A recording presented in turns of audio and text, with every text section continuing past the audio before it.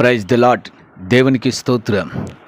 క్రీస్తునందు ప్రియ సహోదరి సహోదరులారా, మన ప్రభువును రక్షకుడునైన యేసుక్రీస్తు నామములో మీకు వందనములు తెలియజేయుచున్నాము. ఈ ఉదయకాలపు సమయమందు ప్రభు మిమ్మును అత్యధికముగా దీవించి ఆశీర్వదించి నడిపించి బలపరచునుగాక. ఈ దినము యొక్క వాగ్దానము, నా ఆత్మను మీ మీద కుమ్మరించుదును, నా ఉపదేశమును మీకు తెలిపెదను. సామెతల గ్రంథము 1వ అధ్యాయము 23వ వచనం. క్రీస్తునందు ప్రియ సహోదరి సహోదరులారా, దేవుడు మన మీద తన యొక్క ఆత్మను కుమ్మరించుచున్నాడు, ఉపదేశము చేస్తాడు అని తెలియపరచబడుచున్నది. క్రొత్త నిబంధనలో మనం చూచినట్లయితే, పరిశుద్ధాత్మ మీ మీదికి వచ్చినప్పుడు మీరు శక్తి నొందెదరు అని దేవుని యొక్క వాక్యము మనకు తెలియజేయుచున్నది. అపోస్తుల కార్యముల గ్రంథమందు 2వ అధ్యాయములో మనం చూచినట్లయితే, ఆది అపోస్తులు కనిపెట్టి తండ్రి యొక్క వాగ్దానం అనగా పరిశుద్ధాత్మ యొక్క వాగ్దానము కొరకు వారు కనిపెట్టి ప్రార్థించినప్పుడు పరిశుద్ధాత్మ వారి మీద కుమ్మరింపబడినట్లుగా దేవుని యొక్క వాక్యములో మనం చూచుచున్నాము. అంచె దినముల యందు నా ఆత్మను కుమ్మరిస్తాను అని యోవేలు గ్రంథములో తెలియజేసిన ప్రభువు వారి మీద పరిశుద్ధాత్మను కుమ్మరించాడు. ప్రియ సహోదరి సహోదరులారా, వాక్యం వింటున్న మీ జీవితంలో కూడా పరిశుద్ధాత్మ కుమ్మరింపు చాలా అవసరం. మీరు వాక్యం వినడము, పాటలు వినడము, ఉపవాసాలు చేయడము మంచిదే, కానీ వీటన్నిటికంటే శ్రేష్టమైనది పరిశుద్ధాత్మ యొక్క కుమ్మరింపు చాలా అవసరం. అపోస్తుల వలె పరిశుద్ధాత్మ కొరకు కనిపెట్టి మీరు ప్రార్థన చేసినప్పుడు మీకు ఉపదేశము చేయబడుతుంది.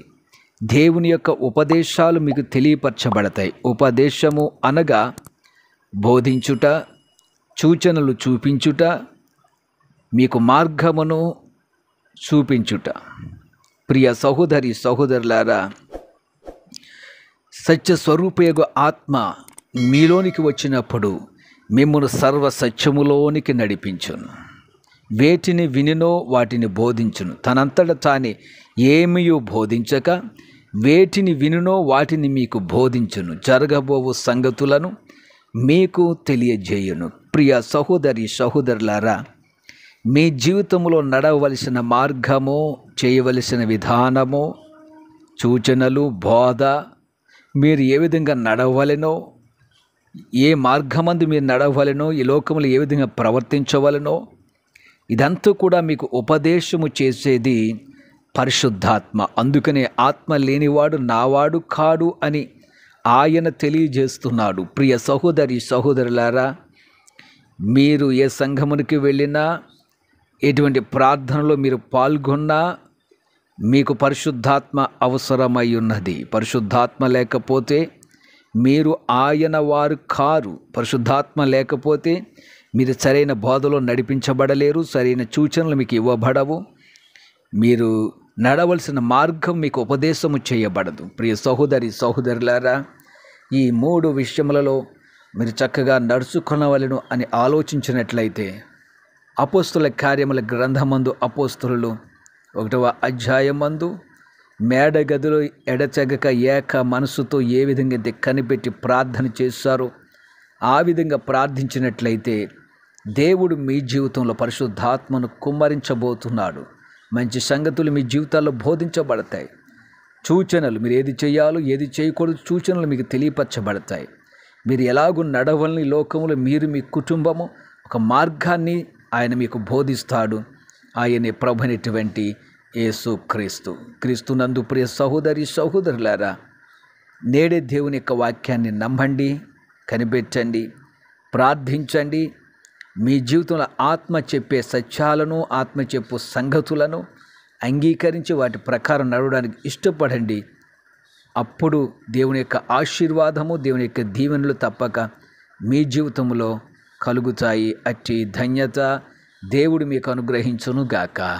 ఆమెన్. ప్రార్థన చేద్దాం. ప్రియ పరమ తండ్రి, జీవాధిపతి, రక్షకుడా, విమోచకుడా, వాక్యం వింటున్న నీ బిడ్డలందరిపైన మీ ఆత్మను కుమ్మరించండి. వారికి ఉపదేశము చేయండి ప్రభువా. మీకు స్తోత్రాలు. ప్రార్థించగల ఆత్మ, ప్రార్థించగల శక్తిని బిడ్డలకు దయచేయండి. నీ కృపతో నడిపించండి. చక్కటి మార్గోపదేశాలు నీ బిడ్డలకు అనుగ్రహించి ఈ లోకములు ఏ విధంగా నడుచుకోవాలో, ఏ విధంగా ప్రవర్తించాలో సూచనలను ఏ విధంగా నడుచుకోవాలి మీకు బోధన నీ బిడ్డలకు అనుగ్రహించి బలపరచమని యేసు నామమున ప్రార్థించుచున్నాము తండ్రి. Amen, amen, amen.